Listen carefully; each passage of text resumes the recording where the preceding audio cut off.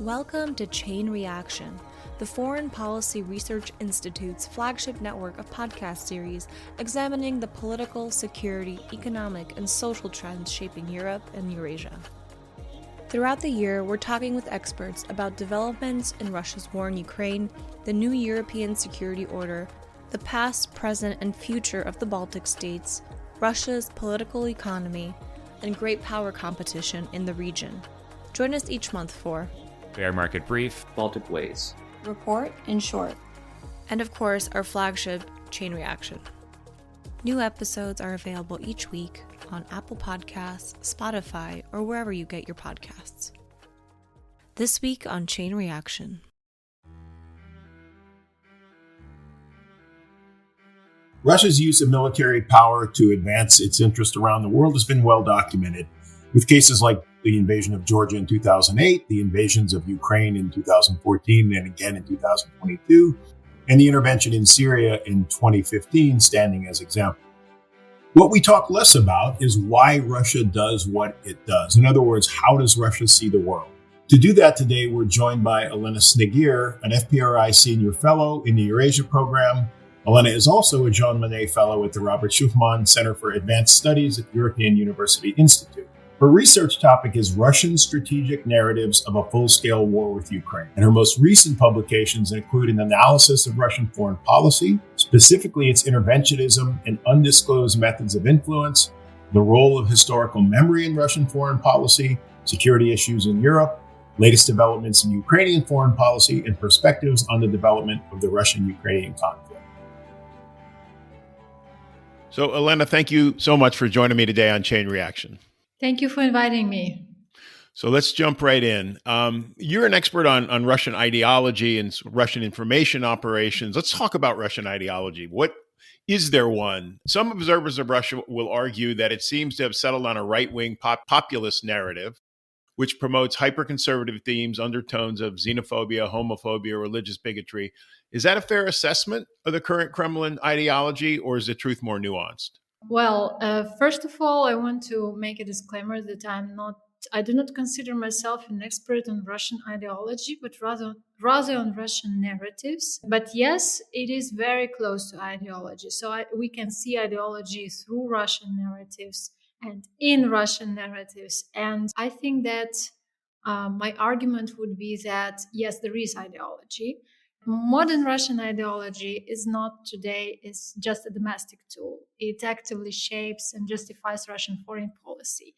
It actually provides a framework that explains Russia's goals and actions in both external and internal audiences through carefully crafted strategic narratives. And I will come back to I will answer your question about homophobia, xenophobia, and religious bigotry, answering in a wider answer, because it's Russian ideology needs attention actually. So I would say right now that at the core of this ideology is the belief that Russia is not just a country, but a distinct civilization with the mission to save humanity. And this idea transforms Russia's pursuit of global power into something more than politics. It becomes a righteous cause. Any action Russia takes on the world stage is then framed as legitimate and even necessary in the eyes of those who subscribe to this worldview.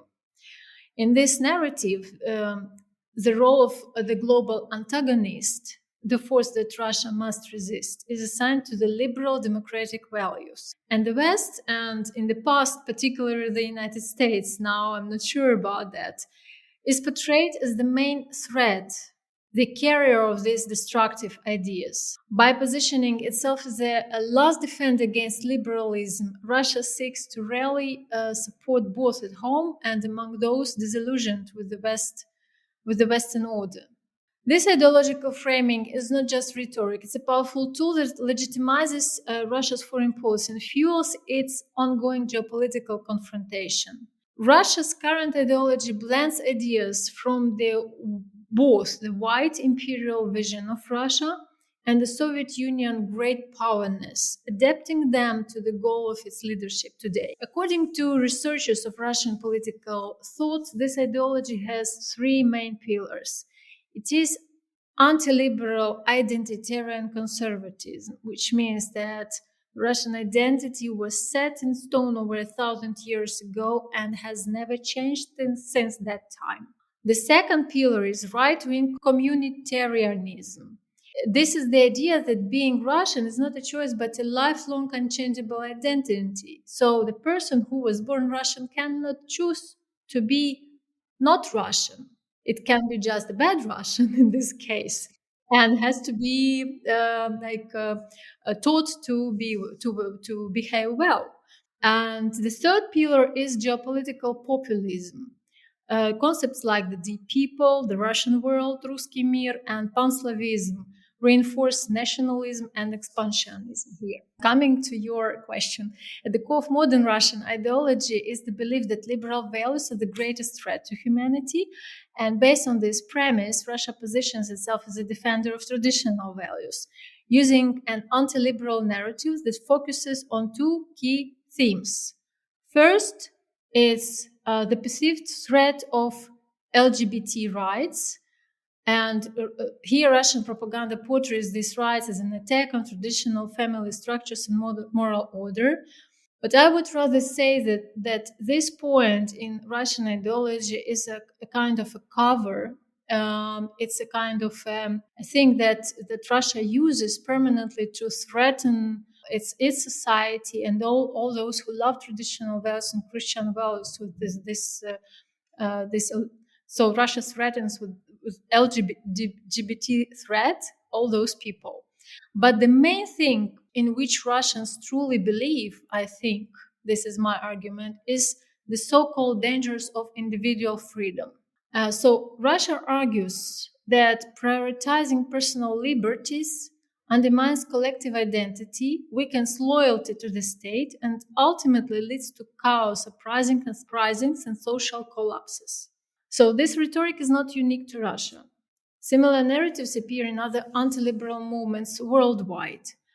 However, Russia actively weaponizes these ideas to justify its influence campaigns, portraying itself as the last stronghold against Western liberalism. I would say that some conservative Christians in the West might see Russia as an ally in defending and promoting Christian values. However, they would likely be disappointed because modern Russian Orthodoxy has moved away from traditional Christian teachings, shifting its focus towards an ideology rooted in war and imperialism. And here I can say some words about Russian Orthodox Church, which embraced today esoteric constructs that replace genuine Christian faith with a state-driven, militarized doctrine. This military esotericism, openly demonstrated by the Patriarch of Russian Orthodox Church,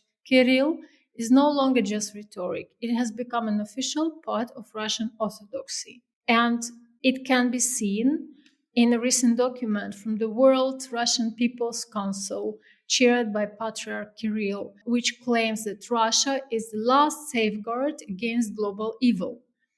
And this effectively deifies Russia, replacing Christian values with nationalist idolatry, merging politics, religion, and militarism into a new state cult. And finalizing my long speech about Russian ideology, but I want to make it complete, I would say that that's the good argument from the side of Russian sociologists, actually, who see at the heart of Russian propaganda the glorification of strength and force. Well, it can be said that Russian ideology is based on the cult of violence. Many Russians have been conditioned to see violence as a way to affirm national identity. This theme runs deep in Russian literature, cinema, and everyday discourse. And despite contradictions in the society, the Russian government gives people a sense of dignity by promoting a narrative of greatness, that Russia is a great nation with a great history. The West envies us and wants to destroy us, and that's why we must resist. So this idea of resisting the West fuels national pride and keeps the majority of the population aligned to the state's agenda. Thank you so much, Elena. That was it was an amazing sort of tour de force of Russian narratives and Russian ideology, and I really appreciate it. There's a lot there to unpack. A couple of things I wanted to ask right to start, and that is so any narrative or any ideology, especially those propagated by governments, by states, have sort of internal contradictions, logical contradictions internal to themselves. The ones that sort of strike me about the Russian narrative is this picture of the West as at the same time declining, secularized, weak, and destined for further decline, and also a militarized fascist threat to Russia, right? So the West is portrayed, it's almost as if the Russian narrative is there's armies of fascist drag queens, hordes of fascist drag queens attacking Russia and threatening Russia, right? I mean, it's you can't, it seems to me, your enemy cannot at the same time be declining, weak, and secularized, and therefore destined to further decline, and also a grave militarized fascist threat. But that's the way they portray the West. Is that fair? And how do they square that circle? Like, how do they educated Russians or informed Russians must understand that there's the real contradiction to this portrayal of the enemy? That's a good question. I would just correct you in one point that not a fascist threat, but Nazi threat. Nazi, yes. Nazi. And today Lavrov, it's just a quotation of Lavrov. He was speaking today at the Russian parliament, and he said that Russia is concerned about unbridled growth of neo-Nazi ideas in Ukraine, Baltic states, several European countries, and Canada. So, of course, Canada, yeah. so Canada is also Russia already sees neo-Nazi threat from Canada. Okay. So it's not just fascism; it's the worst form of fascism, Nazism. They do not normally they do not use the word fascism, which is interesting. They use the word Nazism and neo-Nazism, and which is what is also very interesting that they sometimes connect like fighting against the resisting liberalism and neoliberalism, and they say they connect the liberal ideology to Nazi ideology. They say that neoliberalism is actually neo-Nazism because it's forbids or it denies the right of traditional societies to live their own way, and that it demands that liberalism demands protection of human rights, which is the pressure or oppression form of oppression of traditional societies which do not follow these ideas, who do not have these values of liberal values of protection of human rights. So this is this kind of blending of this terminology. It's bizarre way. It's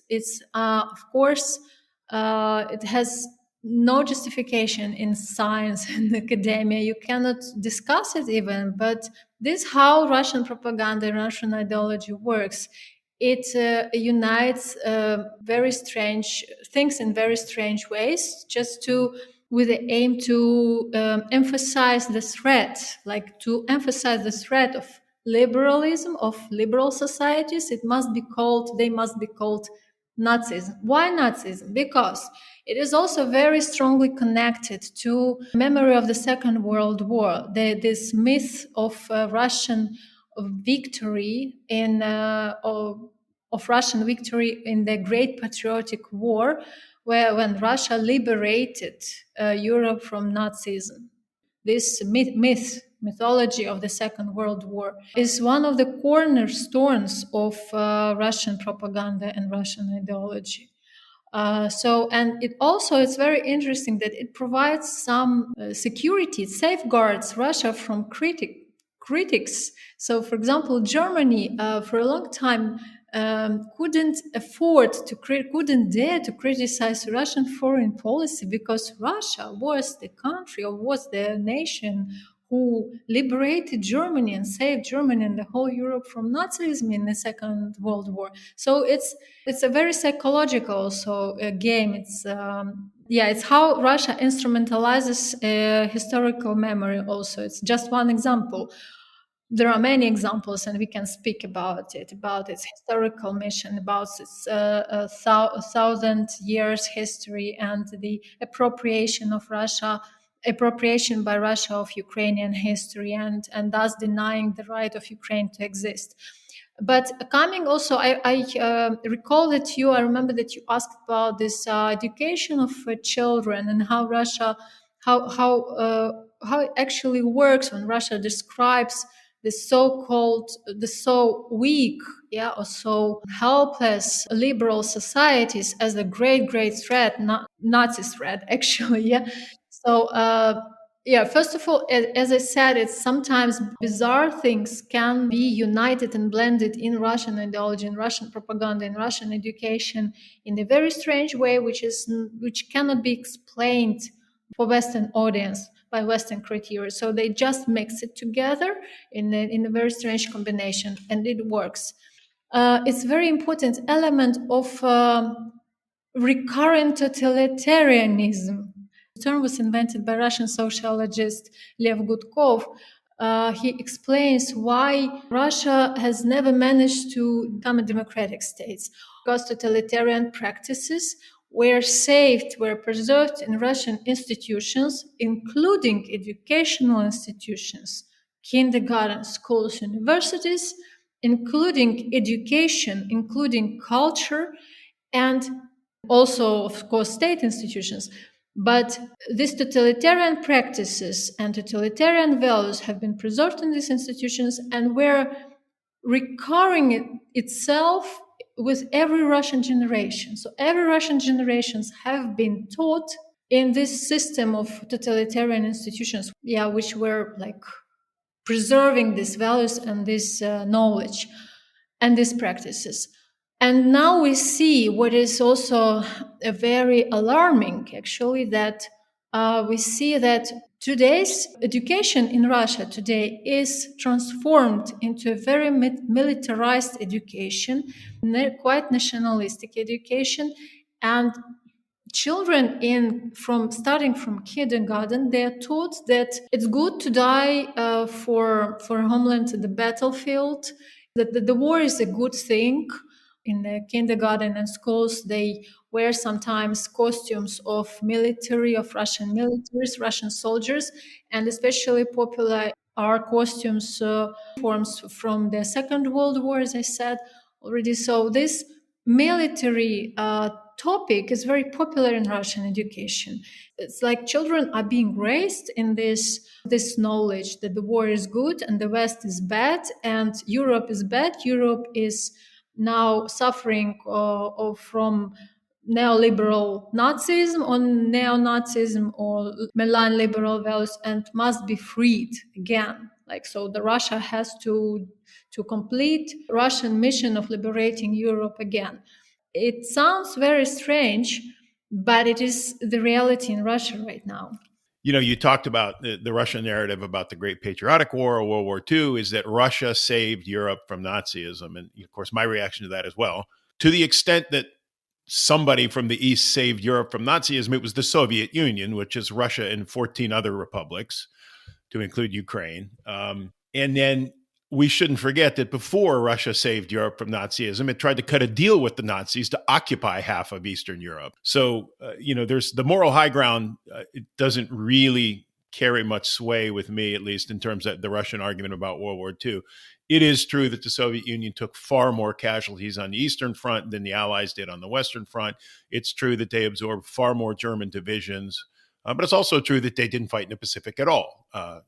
Nevertheless, I wanted to get to your this idea that Russia has almost like a messianic mission to save the world, right? And I can't leave lying the idea that you talked about the weaponization of the Russian Orthodox Church and the weaponization of religion. And the fact that the Orthodox Church, including the Patriarch, is not only excusing, but promoting Russian war crimes in Ukraine, saying that they have a religious imprimatur and that they're justified religiously. Again, it's one of these contradictions. You're going to save the world through genocide and war crimes, and you're going to put a religious imprint on that and say that it's what God wants. again, this is approaching the level of religious fanaticism and religious bigotry that we dealt with for 20 years, right? With the Taliban and Al Qaeda and ISIS and some of these other groups. So it's really interesting, that the Russian narrative aligns in some ways so well with a lot of other extremist religious narratives. Let me ask you about Ukraine, because that's where you come from, and you were there when the war started, when the Russians invaded. So obviously, in addition to its unprovoked and brutal invasion of Ukraine, Russia is also engaged in an information war against Ukraine. So looking at the situation from the perspective of a Ukrainian and watching what Russia is doing in Ukraine, how do their military operations and their sort of information operations or their information war, how do they combine these in Ukraine? So how do the information operations support their more traditional military operations? Of course, they are combined in Ukraine. And answering this question, I would start from the point that Russia maybe even consider information operations, not just in Ukraine, but globally, as the most important and the most effective tool of its influence and of its foreign policy, because it is indeed very influential also in Ukraine still and in the world, and it is very flexible. Russian propaganda, Russian information operations, it is very flexible and it is very adaptable, and they adjust their, I saw that the analysis that they adjust their informational reactions and campaigns like every 3 hours to agenda. So it's amazing. I mean, what they do, it's really good. I mean, they are very good in it. It's not good, but they are very good. They're very skilled. They're skilled, yeah, I mean, and in some ways effective. So, coming back to Ukraine, so yes, they use, also as everywhere in the world, they use every single tool, so they use even the smallest opportunity to influence. So Telegram channels, SMS, like sending messages to phones, also like news boards, of course social media is the most powerful, of course, because the television, they cannot transmit their disinformation and misinformation and information campaign, conduct their information campaign through television in Ukraine, through radio, through traditional informational channels like newspapers and etc. But social media still, Telegram channels, Facebook less, closed groups and Viber and YouTube and everything which is opened and which can be reached by people can get information is used. So coming to their main messages, so what they transmit in Ukraine, what they disseminate in Ukraine. So it's first of all, is discrediting mobilization in Ukraine. So it is considered to be the Russia's most successful operation, actually. So this campaign focuses on real cases where military recruitment centers in Ukraine exceeded the authority, where draftists reacted negatively, unfortunately. So Russia also uses and leverages the mistakes of Ukrainians and of as anyone else in the world. The second thing is promoting negotiations with Russia, of course. So Russia has strategically pushed the narrative that it is open to peace talks while portraying Ukrainian leadership is unwilling to negotiate. It is in Ukraine and also worldwide. Nuclear threats and threats of rationing missile. So spreading defeatism. Russia continues its efforts to demoralize Ukrainians by spreading messages such as the war is lost or resistance is futile. And here, the very important and recently, maybe recently appeared message was that it's Ukrainian government, Ukrainian leadership, and the president of Ukraine who is making genocide, not Russia. Genocide of Ukrainians means so that the Ukrainian leadership is killing Ukrainians in this war on purpose. Then splitting Ukrainian society. Russian operatives amplify internal divisions on sensitive issues like language and religion. Language is not successful already, but religion, yes, and you may see it. Religion even like also maybe not so successful, but it's very loud. So this topic is very loud. You can find it everywhere. Then seizing on scandals to intensify polarization between Ukrainians.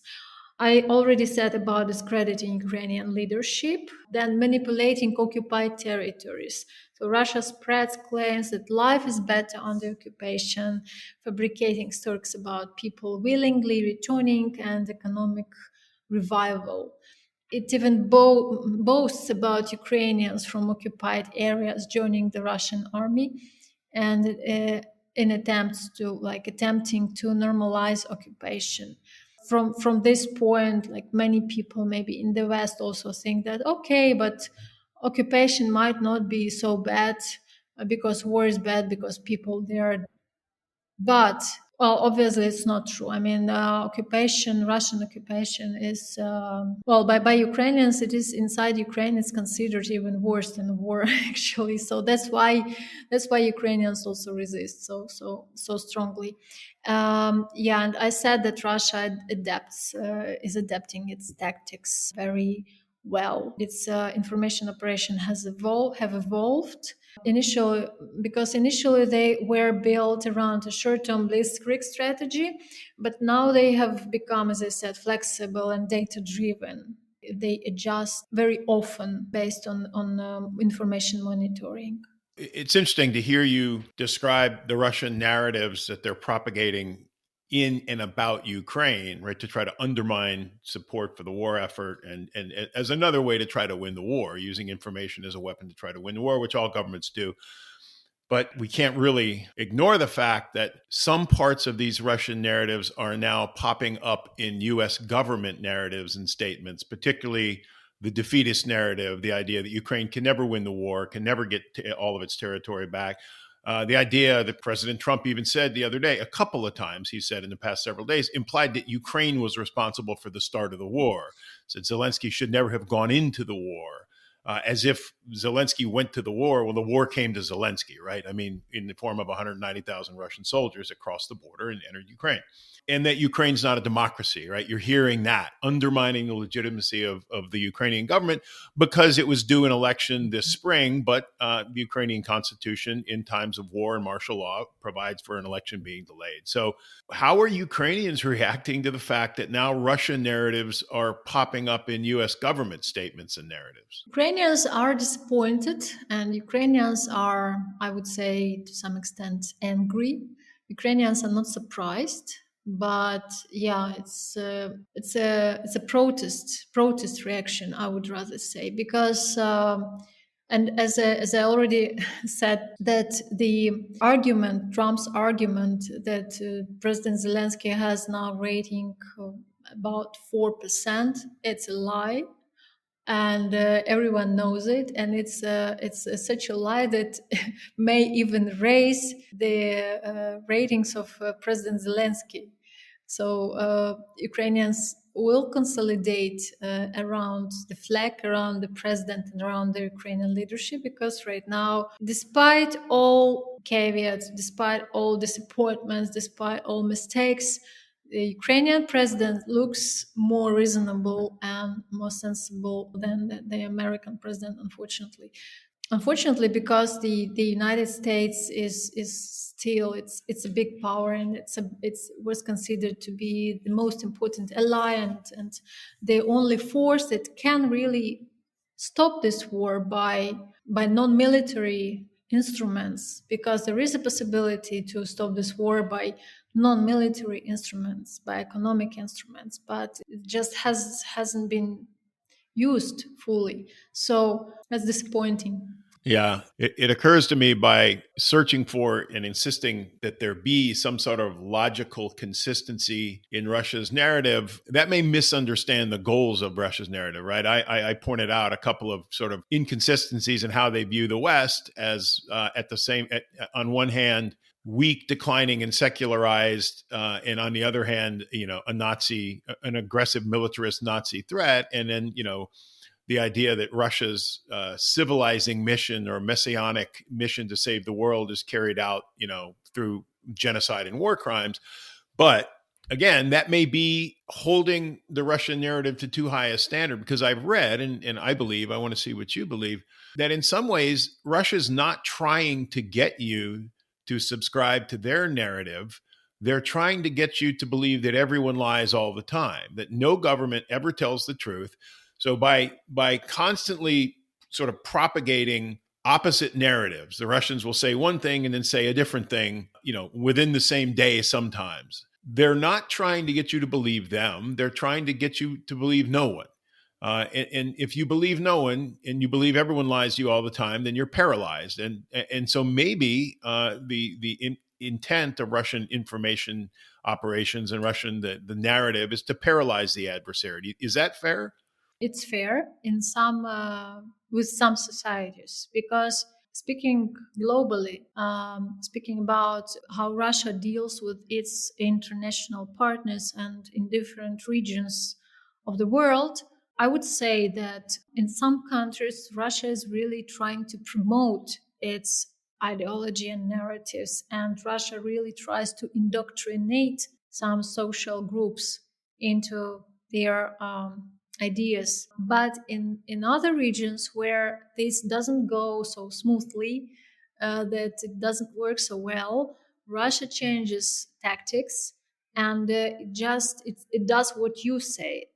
So it creates this uncertainty and chaos and disbelief and distrust in institutions, distrust in law, distrust in everything, like in truth, like it's post-truth world where you cannot find the real truth, where every fact, and especially with AI today, can be like the reality becomes reality when it is online, when it is created, when somebody writes about it or somebody creates an image about it. So then it becomes the reality. So people feel themselves lost, uncertain, scared.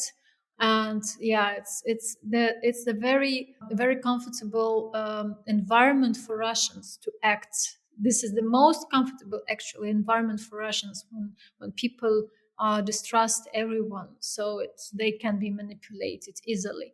So I would say that, for example, speaking about successful and unsuccessful indoctrination. So indoctrination of Russian society is very successful, and because you make them go to the war and die for you with the help of many instruments, but also with the help of ideology, and also with the help of this belief in a mission, and that you are performing, you are killing people because you're making something good.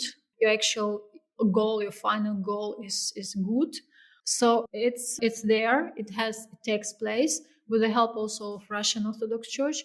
In Africa, where, for example, Russia is quite successful disseminating its ideas, mainly about the bad West, the post-colonial, neo-colonial liberalism that still exploits the former colonies. Yeah, so that the colonization has never been finalized.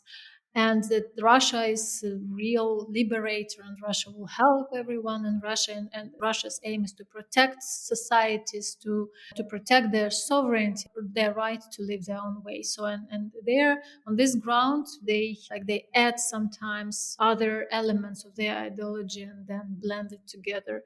But for example, in Asia, they are not so successful. I mean, Southeast Asia. So in some countries, yes, like Indonesia and Vietnam, some groups of societies and some social groups, not everywhere, but in some countries and other countries, no.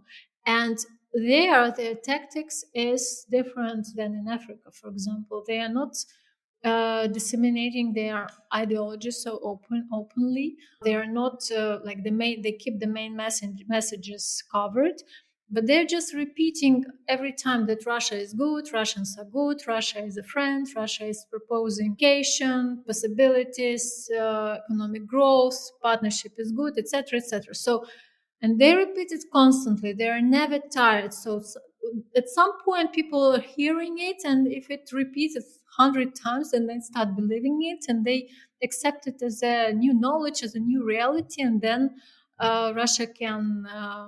It's like a foot in the door. So they put the foot in the door and they open it step by step. Yeah.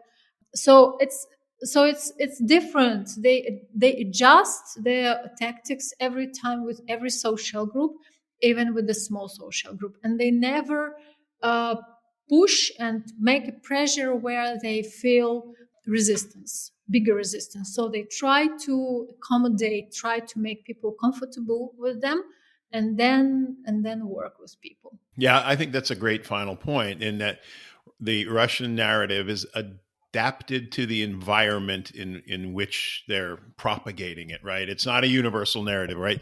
The US, we talk all the time about universal values. Sorry? Not yet Not universal. yet. Well, they have this universal, they try to universalize it, by the way. And their main point is the protection of traditional values and confronting the liberal values. This is the main, but yet, not yet.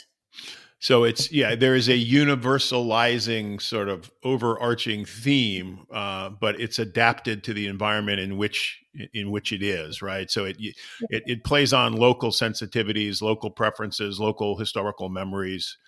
I say this all the time. This is not your grandfather's ham-fisted Soviet propaganda, right? It's much more sophisticated. It's much more nuanced. It's high volume, multi-channel, and it's something I think whatever happens in Ukraine and whatever the future of the military confrontation between Russia and the West is, the informational confrontation is not going to stop. So, Elena, thank you so much. This was fascinating for me. I hope our listeners will also find it fascinating. A real tour de force of Russian narratives and the Russian ideology around the world, but most importantly in Ukraine and in Europe. So thank you so much for joining me on Chain Reaction. Thank you, Robert, for having me.